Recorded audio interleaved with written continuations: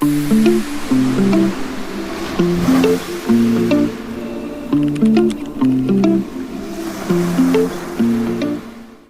nüüd me oleme siis mõned päevad juba Austraalias olnud ja täna me käisime siis siin kohalikus Burleigh Heathis tegemas enda pangakaarti. Et ühesõnaga Eestis me tegelikult tegime juba endale pangakaardi ära. Õigemini tegime selle taotluse või konto nii-öelda ära ja siis selleks, et siin nüüd see kaart nii-öelda füüsiliselt ka kätte saada ja konto oleks võimalik avada, pidime siis tulema siia kohalikku nii-öelda Commonwealthi esindusse või pangakontorisse seda kaarti siis nii-öelda avama ja ennast identifitseerima. Selleks oli täiesti tavapärane selline toiming, kus me näitasime ja rääkisime ära, kuidas, ühesõnaga andsime põhimõtteliselt enda passikoopiad ja vaadati, et tegime tuvastuse, et see on see inimene. Ja nüüd meil on 7 päeva pärast peaks siis postkasti tulema meil pangakaart.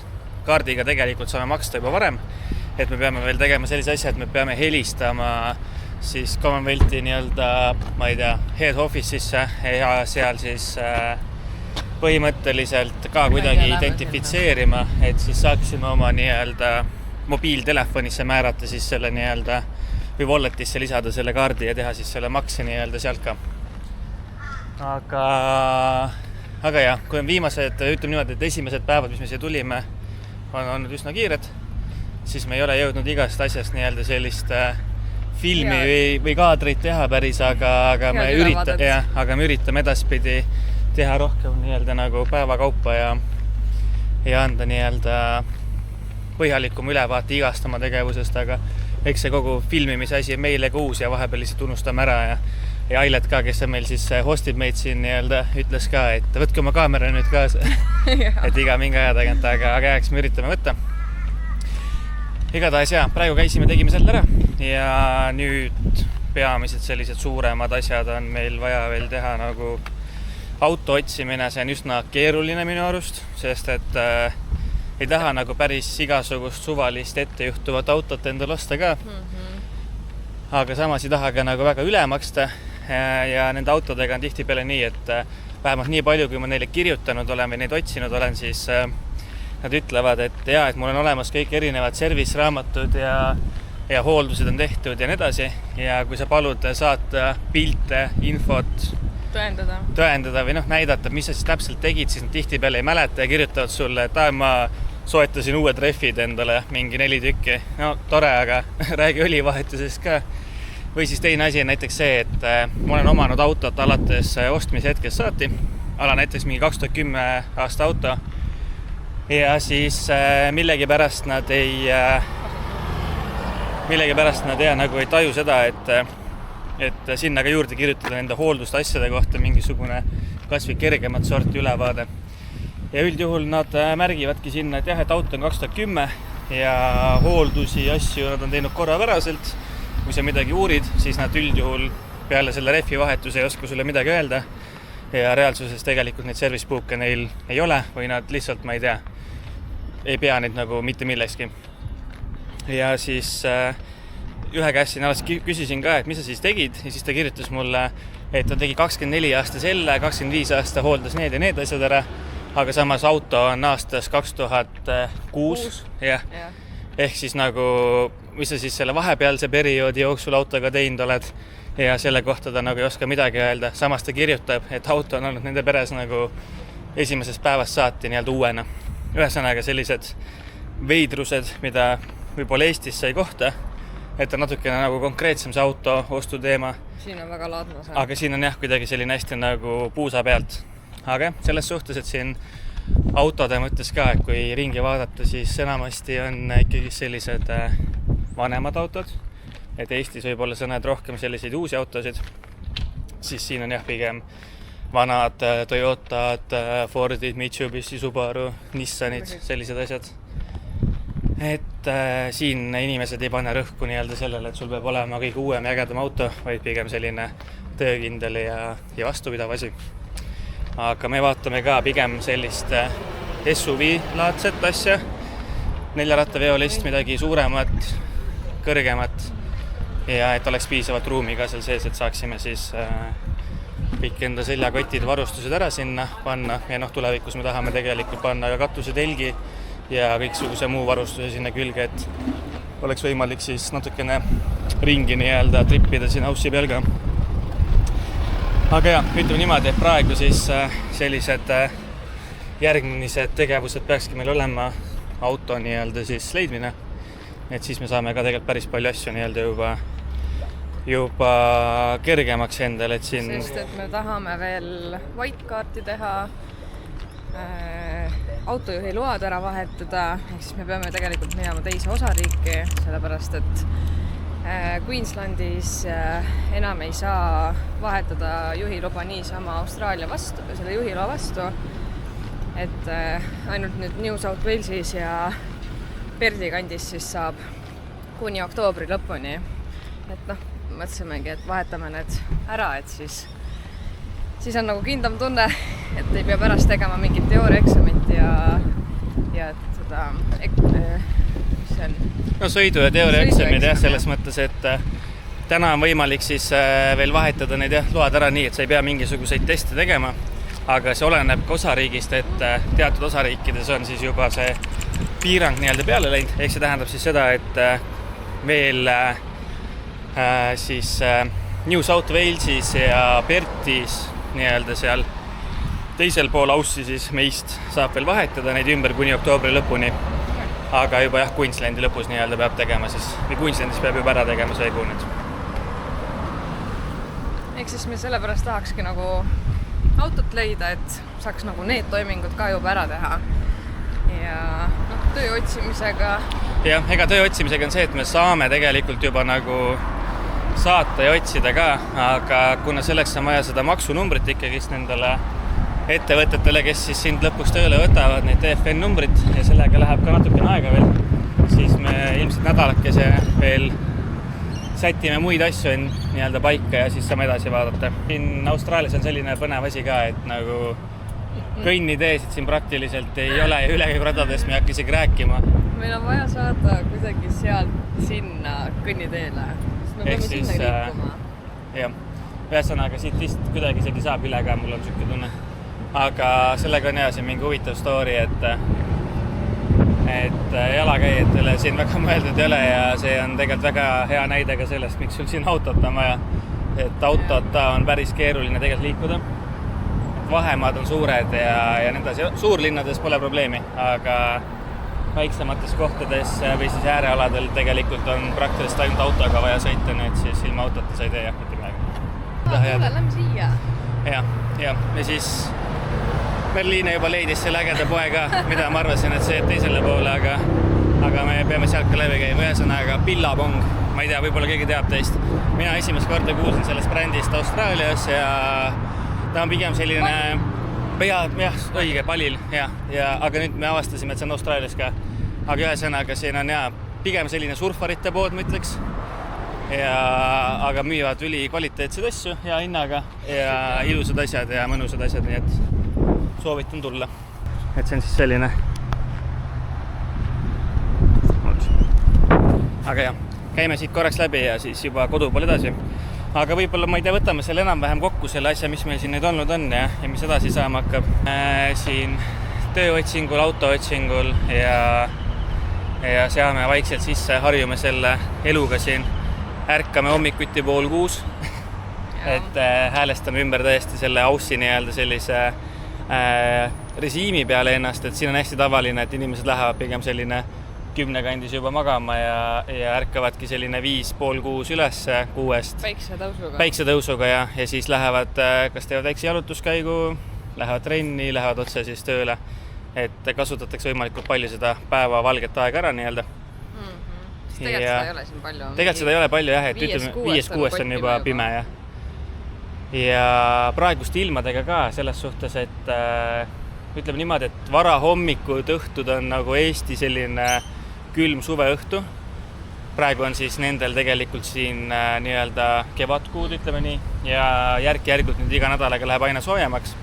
Et täna on meil siis tegelikult 15. september, nii et et Eesti mõttes on siis täitsa sügis juba käes ja siin siis hakkas kevad ja kevad hakkab juba siis edasi liikuma nii-öelda suve peale, et läheb aina soojemaks ka. Ja nädala teises pooles lubab juba siin circa 30 kraadil lähedale neid soojakraade, et siis juba hakkab vaikselt seda õiget suve ka tundma. Et aga ütleme nii, et praegu päeval ka ikkagi selline 23 pluss 25 kraadi kuskil. Ikka rohkem on. Võib-olla isegi rohkem jah, päikse käes ka, et ütleme niimoodi, et ta on ikkagi väike ära kaob on kohe jahe. Ja igal juhul selline suve pikendamine Eesti suvele, mida väga ei olnud ka.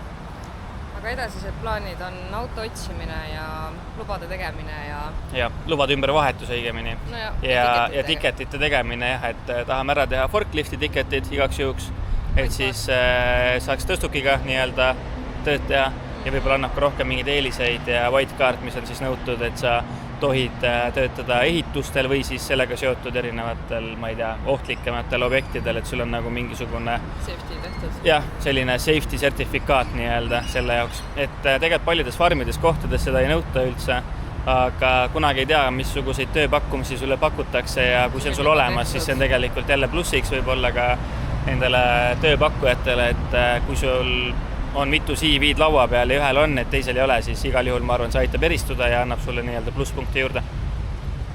Ja ega ma arvan, et praegu rohkem ei olegi siin midagi. Edasised videod proovime teha teile nii-öelda siis natukene nii-öelda rohkem päevas olles ja räägime sinna juurde, et esimesed päevad lihtsalt on olnud sellised kaootilised kohati.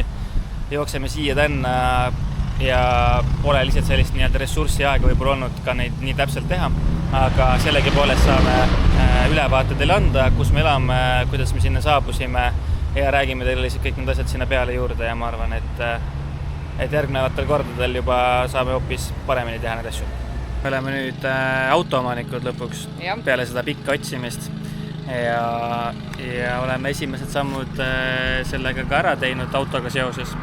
Aga sellest räägin teile juba mõne aja pärast täpsemalt, aga väike diiser ka teile autos siia. Tänaseks oleme juba isegi kuskil peaaegu 100 kilomeetrit sõitnud sellega, aga autoks sai siis selline Mitsubishi Outlander 2008 aasta ja mootoriks on tal siis 3-liitrine V6 bensiinimootor. Ütleme niimoodi, et see oli ka alguses natukene selline asi, mis pani mõtlema, et kas peaks võtma niivõrd suure kütusekuluga sõiduki või mitte, aga lõppkokkuvõttes kõik ütlesid, et saad Austraalias, come on mees, siin on palgad niivõrd palju suuremad, kütuse liitri hind on sul 90 senti liiter, nii et anna tuld.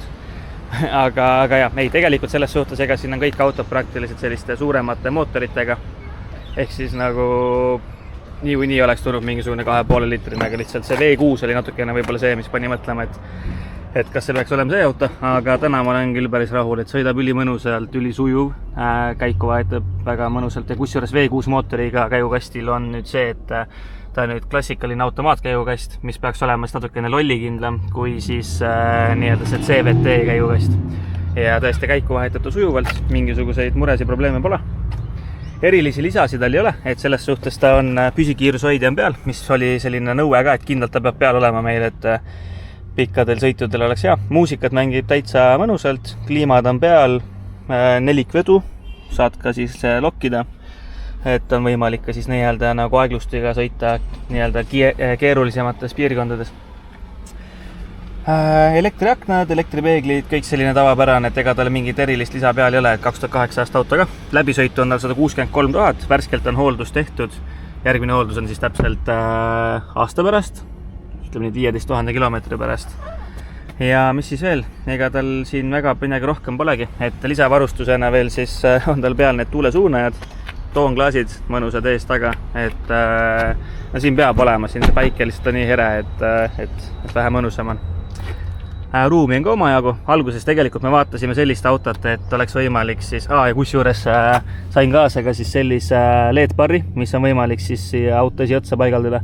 Et ma peangi selle automüüjaga ühendust võtma mingi päev, et laseks tal selle sinna ära paigaldada. Küsisin lihtsalt suvaliselt, et kuule, et tahaks tegelikult panna sinna LED-barri ka suuremate trippide jaoks nii-öelda ette, et pimedal ajal parem sõita. Ja siis ta ütles, et pole probleemi, ma toon sulle kohe, andis tasuta kaasa. Eestis ilmselt naljalt päris tasuta ei saaks seda.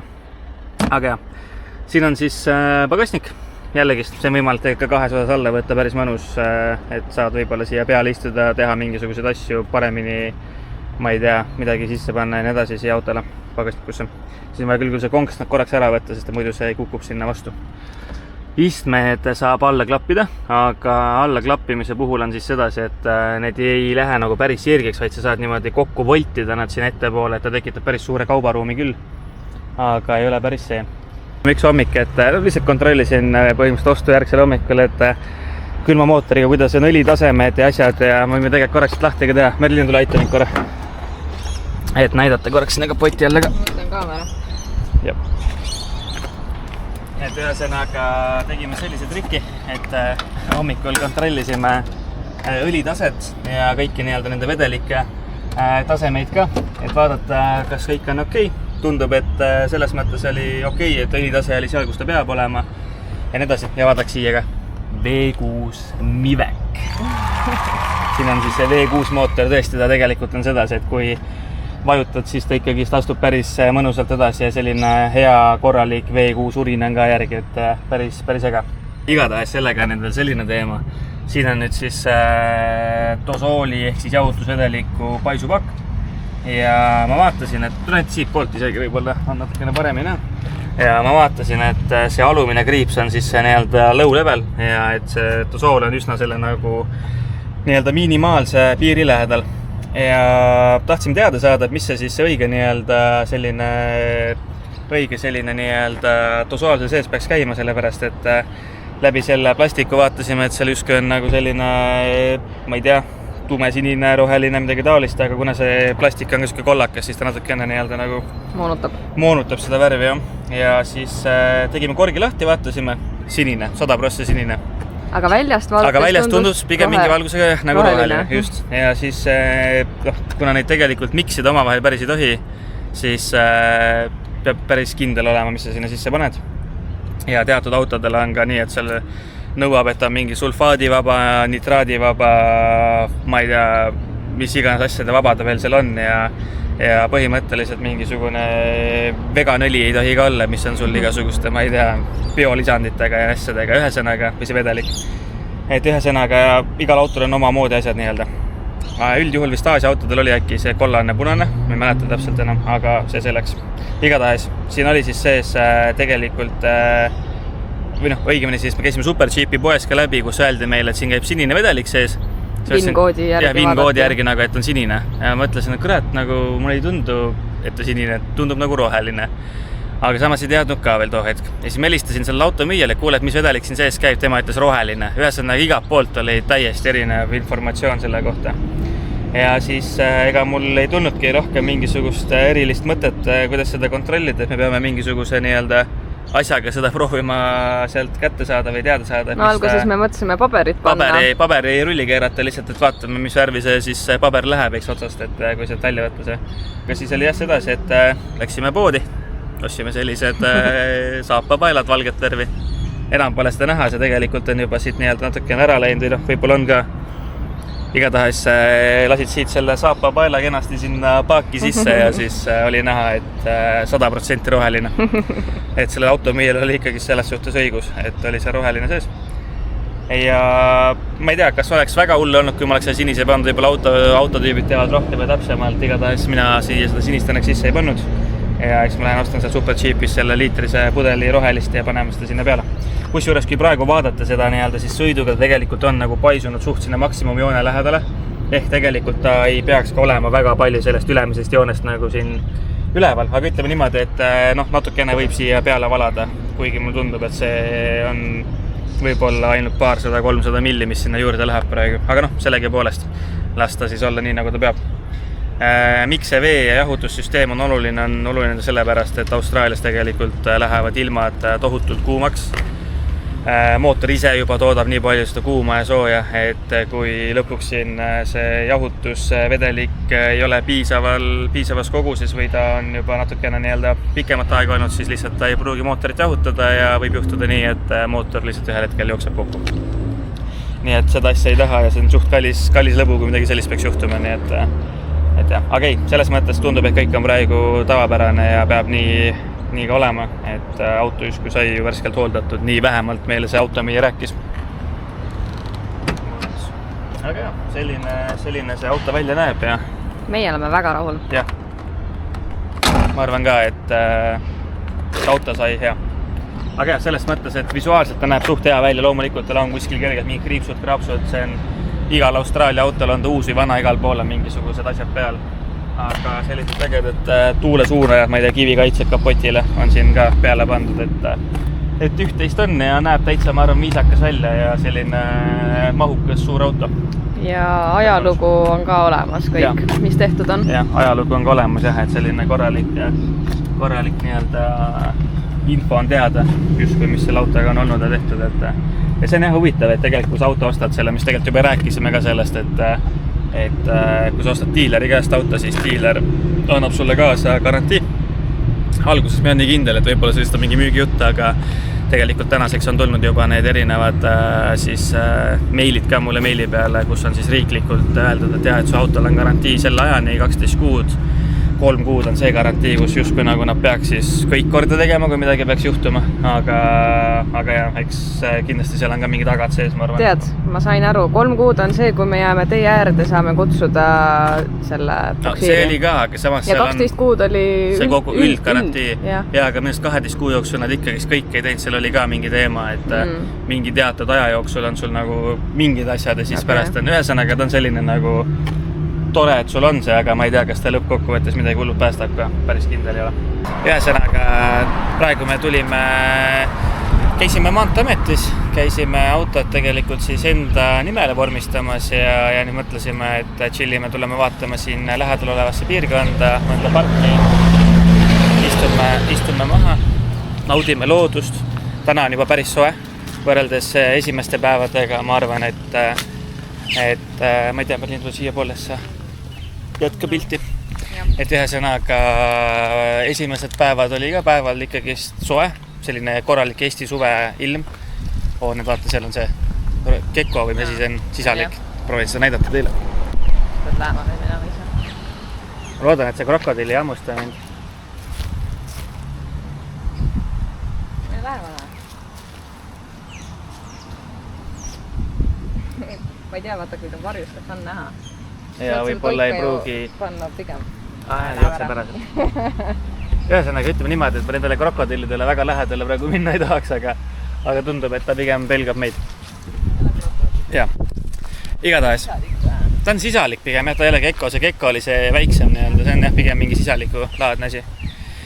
Aga jah, tegelikult praegu on kevad vastu suve ja selles mõttes hästi selline aktiivne aeg madudele, erinevatele roomajatele.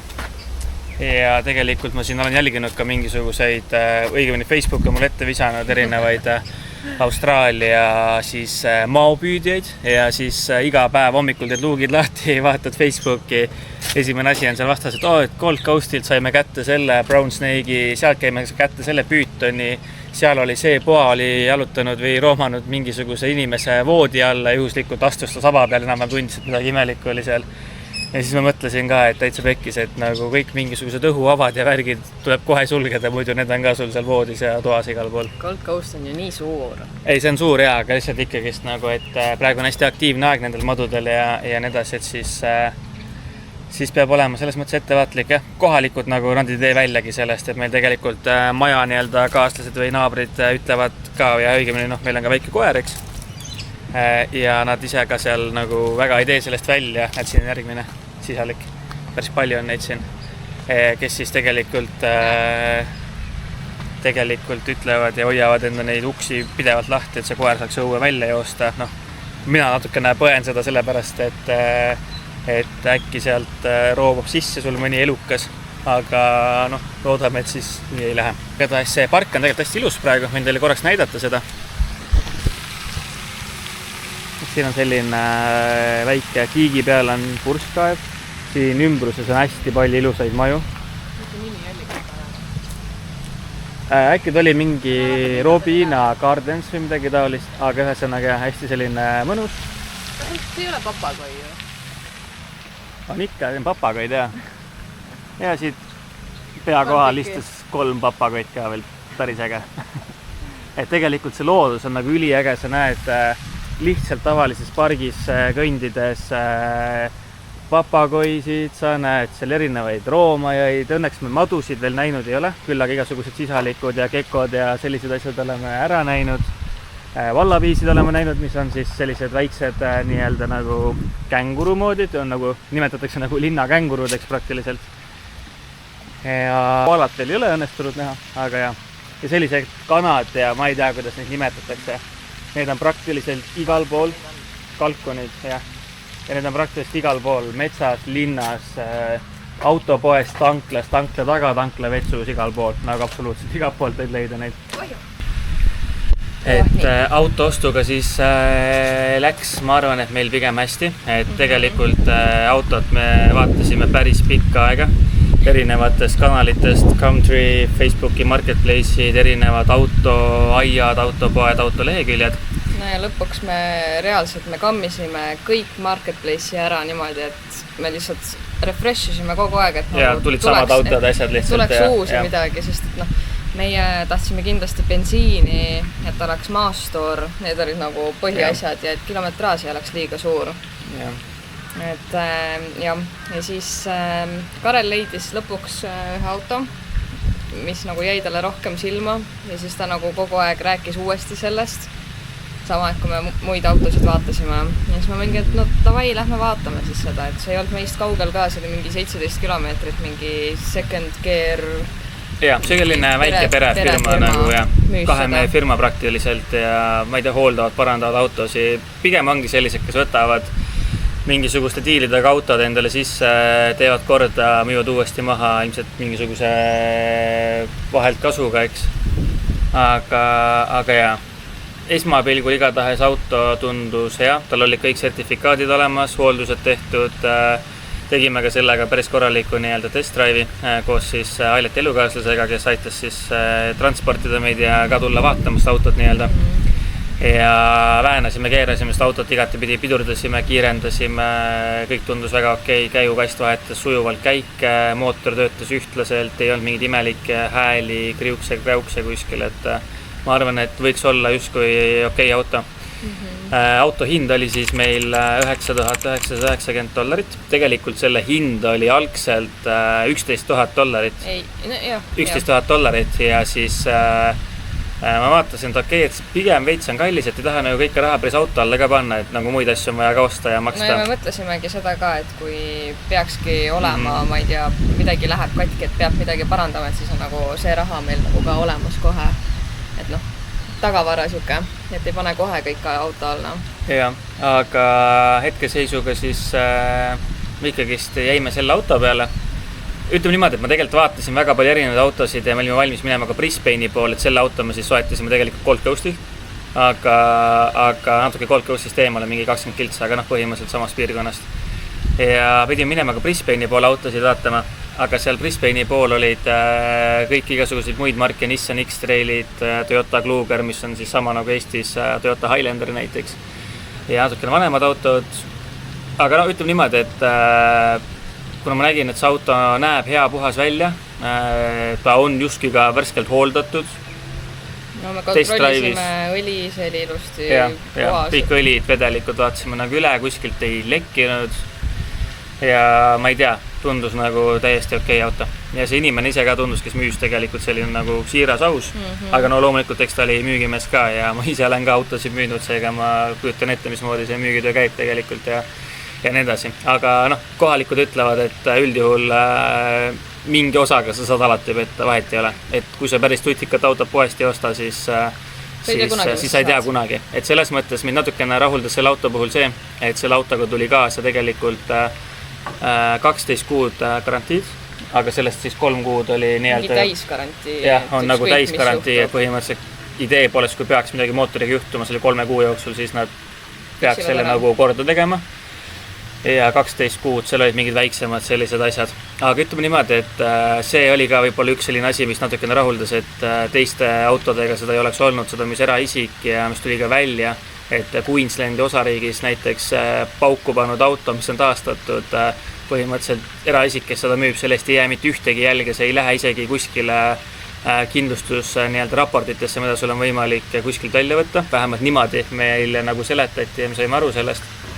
Aga kui müüb sulle ettevõtte autot, näiteks ongi see väike pereettevõte või suurem ettevõte, siis tegelikult seal nad peavad selle välja tooma ja selle lühend oli, selle nii-öelda avariide lühend oli PPSR, mis tähendas seda nagu, et see põhimõtteliselt jah, nad tagavad ja võtavad nagu selle vastutuse selle poole pealt, et see auto on nii-öelda siis terve, ei ole teinud ühtegi avariid, ei ole mootorit vahetatud, ei ole midagi küljest ära võetud ja nii edasi, et ühesõnaga vastab kõigile nõuetele. Ja siis samuti selle autol oli tehtud värskelt mõni päev tagasi siis roadworthy sertifikaat, mis tähendab siis seda, et ta vastab nii-öelda Queenslandi seadustele, Maanteeameti seadustele ja et auto on korras, pidurid toimivad, tuled töötavad, heitgaasid on paigas ja nii edasi. Et ka jällegi selline värske asi nii-öelda, mis näitab, et justkui auto peaks olema täiesti kontrollitud, sõitev, töötav.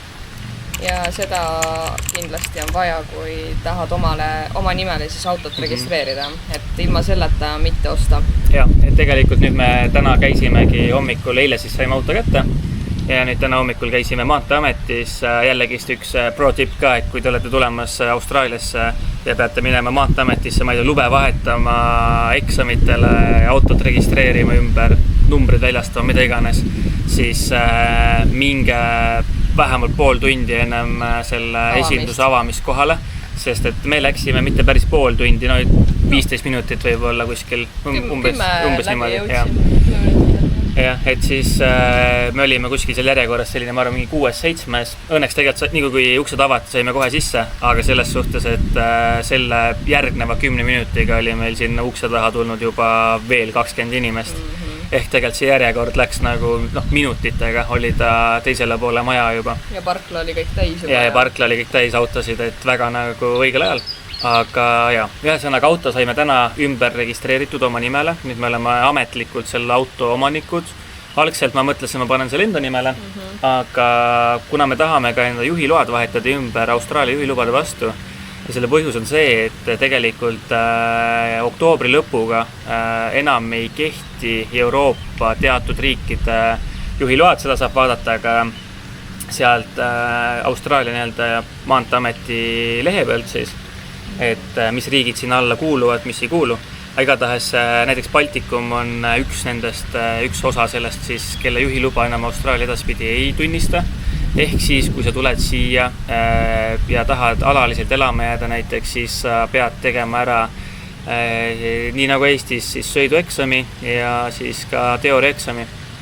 Ja tõenäoliselt sul on vaja ka siis läbida autokoolis teatud tunnid lihtsalt, et sa saaks nagu eksamiga ja asjadega hakkama ka, et tegelikult see ümberharjumine selle parempoolse rooliga on päris huvitav ja kohati ka hirmutav, et kui me sealt autoostust ära tulime, sõitsime esimese asjana tanklasse, siis see paar kilomeetrit tanklasse, ma mäletan ainult tunnelit sellest, sest et nagu ümberringi on suur linnaliiklus sul põhimõtteliselt, Eestis pole mitte mingit probleemi autoga sõita, üle 10 aasta sõitnud, load olnud pole nagu, ma olen tohutult palju autoga sõitnud kilomeetrid maha, et ei saa nagu öelda, et esimest korda roolis oleks, aga siin oli tõesti siuke tunne, et nagu käigud käivad valepidi, kojamehed käivad teiselt poolt, suunad oli teiselt poolt ja siis need kõik segamini käisid seal ja pidid ridu vahetama ja nii edasi, pluss uue auto gabariidideks ja nii edasi, et see tunnetus on kõik teine.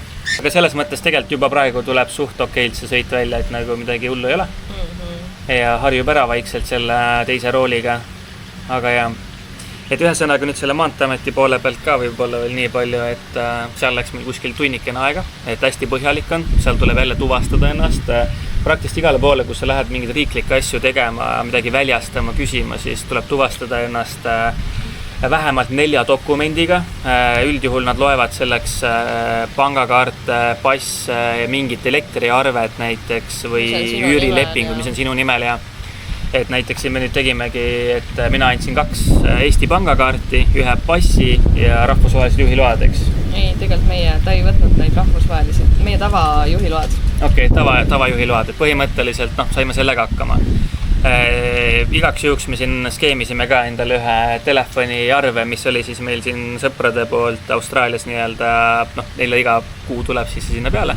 Merline Photoshopis sinna peale meie nimed, meie elukoha aadressi, et natukene muutsime ära, et justkui näidata, et me päriselt elame sellele aadressile, et meil päriselt on nagu olemas ka mingid arved ette näidata igaks juhuks, et lihtsalt tõestada nagu seda aadressi olekut, et siin on hästi karm nagu selliste asjade tõestamine. Aga see on nüüd muutunud, sest et nad enam ei võta vastu, kui on elektriarve või mingi arve siis nii-öelda sinu nimel ja sa näitad seda telefonist, et seda nad enam vastu ei võta. Nad andsid mulle sihukese paberi ka, et mida nad nüüd siis vastu võtavad, et me saame nii-öelda need Austraalia juhiload.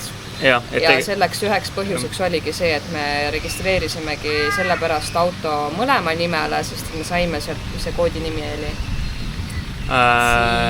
CRN äkki, midagi taolist, mis on siis siuke nagu sinu kliendi number Maanteeameti büroos. Nii kaua, kui sul juhilube ei ole Austraalia omasid.